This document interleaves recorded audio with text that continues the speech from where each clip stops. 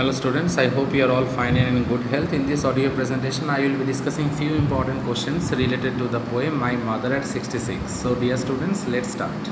First of one is this: what is the kind of pain and ache that the poet feels? Now, the thought that her mother was not going to live for more time created the pain that she used to experience in her childhood, because during her childhood also she had a fear of losing her mother.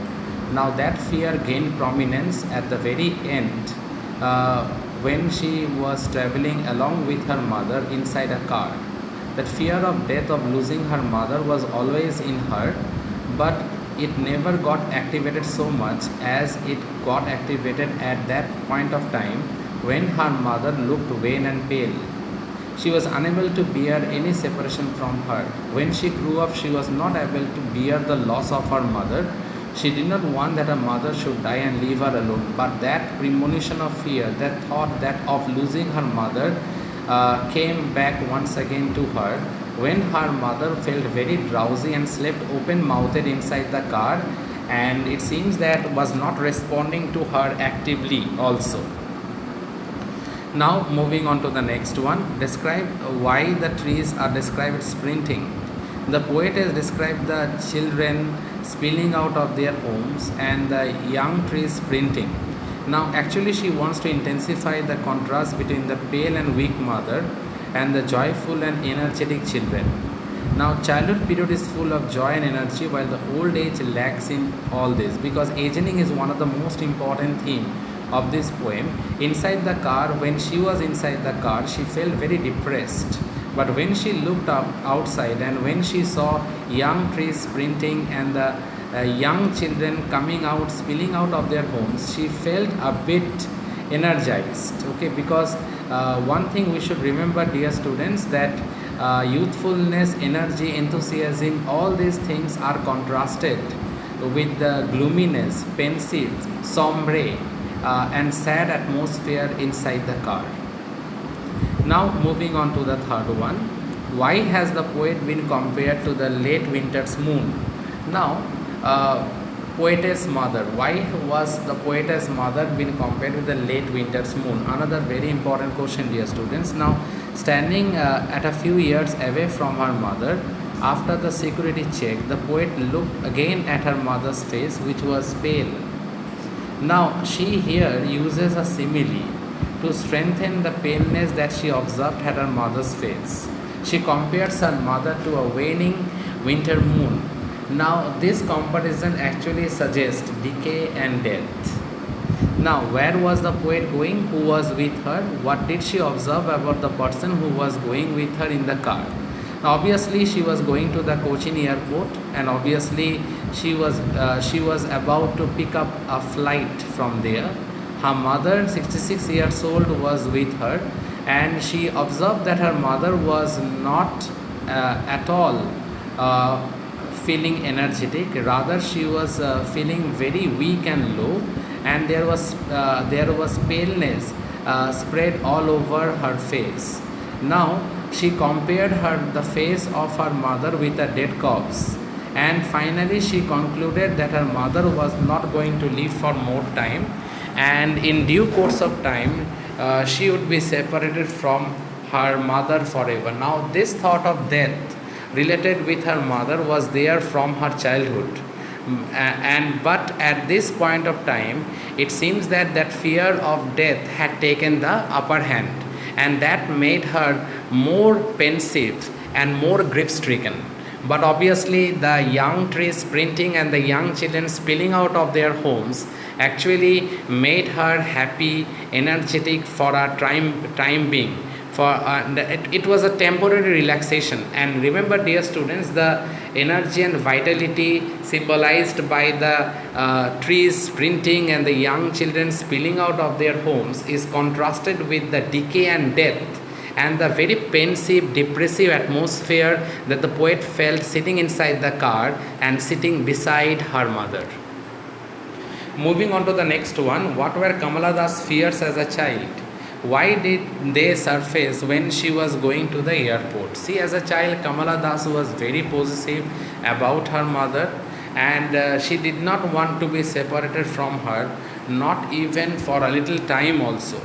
The idea about her mother's separation from her always grieved her. She used to be in pain. It surfaced at the time when she was going with her in a car because she looked at her closely. And most importantly, she found the same paleness on her face also. It was the same kind of paleness that is found on the face of a dead body. She feared that her mother may not survive for more time. Now, let us move on to the next one. What painful thoughts come to the poet's mind? How does she drive them off? Now, how she drove all the painful thoughts from her mind? When the poetess noticed her mother's face very closely or very intensely, she found paleness on her face, and obviously the paleness on the face of her mother was compared with a dead corpse or a dead body. It was the same kind of paleness that is found on the dead body's face, as I had referred earlier also to all of you, dear students. She immediately drove those negative thoughts by looking outside the window of the car, and obviously the trees sprinting and the young children spilling out of their homes represents energy, vigor, enthusiasm.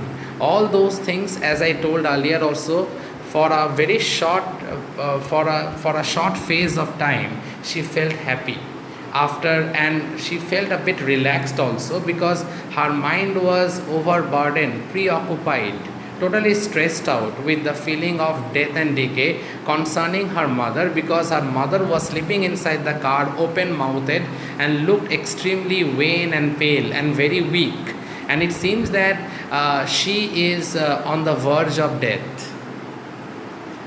What painful thoughts came to the poet's mind? How does she drive them off? When the poetess noticed her mother's face closely, she found paleness on her face. It was the same kind of paleness that is found on the dead body's face. She immediately drove that negative thoughts by looking outside the window of the car. As I told you, what does the poetess see when she looked outside the car? Obviously, two things. Yeah, she looked at young trees that seemed to be running fast in the opposite direction, and obviously she saw young children.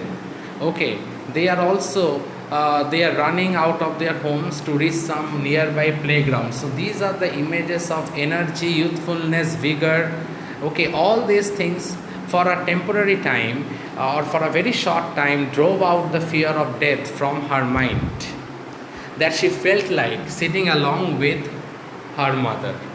What happens when the poetess reaches the airport? After some time, the car reaches outside the Cochin airport.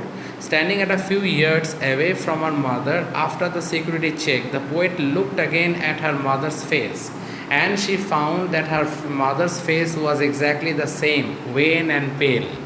After that, she felt the same pain, the same fear of separation, of losing her mother forever, came once again in her mind.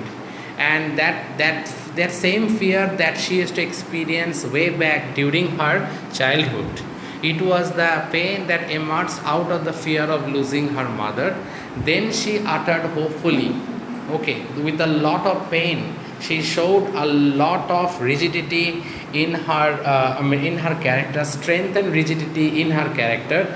Though emotionally deep inside she was very much broken, but still she smiled at her mother. And obviously there is a ray of hope that we can find in the very last line. And here I quote that line, "See you soon, Amma."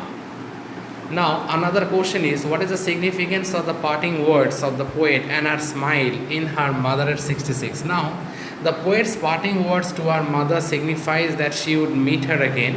And obviously, the word smile being repeated 3 times signifies a prolonged smile given by the poet to her mother. This also had a soothing effect on the mother, because she doesn't want to express or expose, rather, to be very honest with you all, she was not eager to express or expose the fear of losing her mother, and she was not eager to expose her sadness in front of her mother. She wanted to be very strong emotionally, mentally in front of her mother, and tried to smile in order to prove her mother that she was there always for her, and obviously in order to prove in order to signify that maybe hope against hope of seeing her mother alive once again, and obviously to meet her again.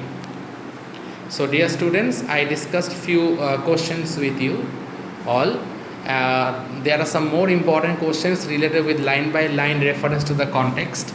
Please read those also and go through this audio presentation, and if there is any doubt anywhere, let me know about it. Thank you students. Thank you all.